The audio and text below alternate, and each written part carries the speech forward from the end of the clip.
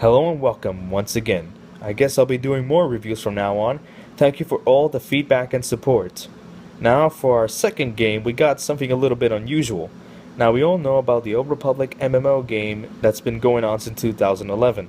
Lots of people were disappointed in not getting an official Knights of the Old Republic 3.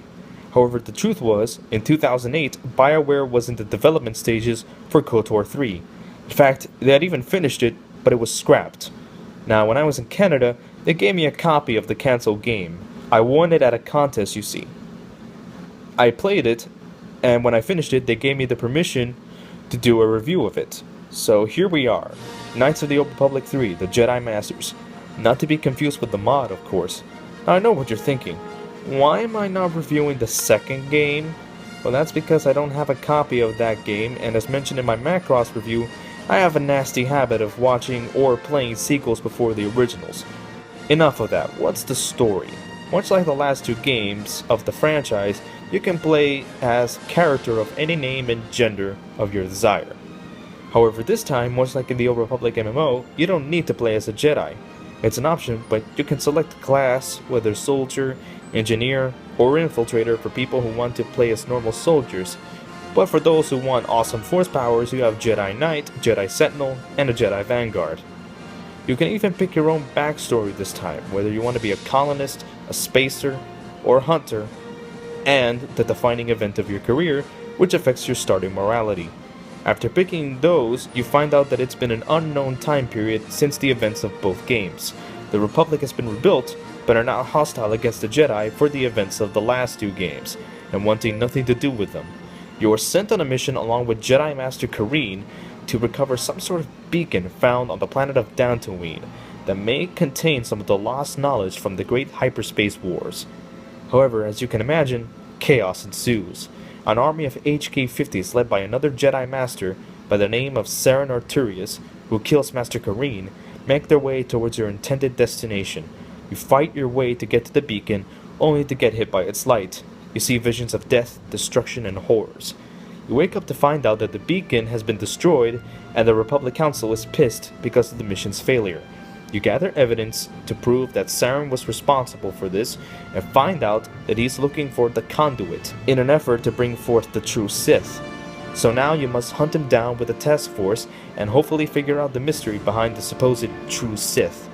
If the last two games were deconstructions of the Star Wars universe, then this is the start of the reconstruction that would ultimately continue in the Old Republic MMO. After all, you can't continue to hammer the same points over and over again without sounding repetitive. So in order for the series to continue, some reconstruction has to occur. In this game, the Jedi are genuinely making an effort to improve on their past mistakes and are more practical about how they run things. However, there is a split between the Jedi who want to revert to the old ways, represented by Master Udina, and those who want to grow and find newer ways, represented by Master Keith. The Council in this game, being the Republic Council, are not morons. Instead, they are smart, rational people whose obstructiveness comes from them doing their jobs to the best of their ability. After all, they're watching over an entire galaxy with thousands of worlds. They need to be extra careful about that. The Republic itself has improved. Most of the side missions you do for them involve rescuing hostages and removing rogue elements that endanger innocent lives. Hell, you can even put an end to the Circa Corporation once and for all. Which is good because I hated those guys. The bad guy of this game is an Etsby of Malak, but even that's reconstructed, since he is actually smart and competent, and as you'll see in the reveal, his motivations are a little bit more complex than Malak's. Speaking of twists, your main character isn't eventually revealed to be anything other than who you say you are, so the entire journey to save the galaxy is played much straighter here than in previous installments. If KOTOR 1 was A New Hope, and KOTOR 2 was Empire Strikes Back, then this would have been Return of the Jedi, having a more triumphant tone. The presentation is a magnificent improvement over the previous two games. Some of the character models look a little bit plastic, but hey, it's 2008, you gotta give it a little bit of leeway. The graphics are much nicer, the environments in particular being visual eye candy. They also feel a lot more expansive than they did in the first game, allowing us to get a better feel for the surroundings. The voice acting is, of course, excellent. there are more celebrity actors here, like Keith David as Master Kareen, Seth Green as Joker, the pilot of your ship, and Lance Henriksen as Admiral Hackett, the guy who gives you most of your side missions. Hilariously enough, a few Star Trek actors are also involved, like Martina Sirtis as the Echani known as Benizia Tassoni, a follower of Saren, and Armin Shirman as one of the counselors, etc., etc. And each and every one of the actors do great work. The odd voice that stands out, though, is Mark Meer as the male version of your character. I'll get to that character part in a second, but his voice is a little bit flat, not having a bit of a stilted delivery, not too much emotion. Then again, it sort of reminds me of Mark Hamill's performance in A New Hope. So maybe that was what they intended. It's not bad, but not necessarily good. Overall, a fantastic design and presentation. In this game, you're out on your ship trying to find Saren before he finds the conduit, pursuing various leads that may lead to his location. The map has vastly improved over the other games though, since you aren't limited to particular planets. Instead, you can go across different solar systems. You have more free reign to explore, and some side quests take you to different planets where you will need to use vehicles to get through, or board a ship to defeat some bad guys. Aside from that, not much has changed regarding actual gameplay elements. I'll refer to you to my review of the first game. However, the biggest differences between the games is the combat system and the Mako. The combat changes from a turn-based style to a third-person shooter if you're using guns, or a hack-and-slash style if you're using lightsabers.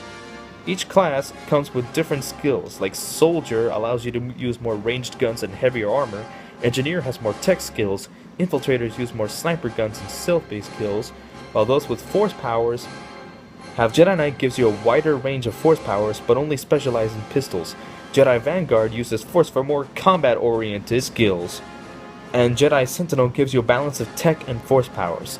A new addition is the Mako, a vehicle that you use occasionally to get through parts of the main story and in random planets when doing side quests.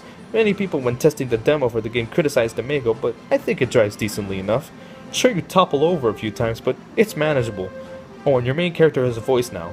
Depending on the gender, your character can be voiced by Mark Meer or Jennifer fucking Hale, aka the voice of Bastila from the first game. So if you ever wanted to play as Bastila, well, here's your chance, even though she doesn't do a British accent. I picked the male one, naturally, since I don't really have that much common sense.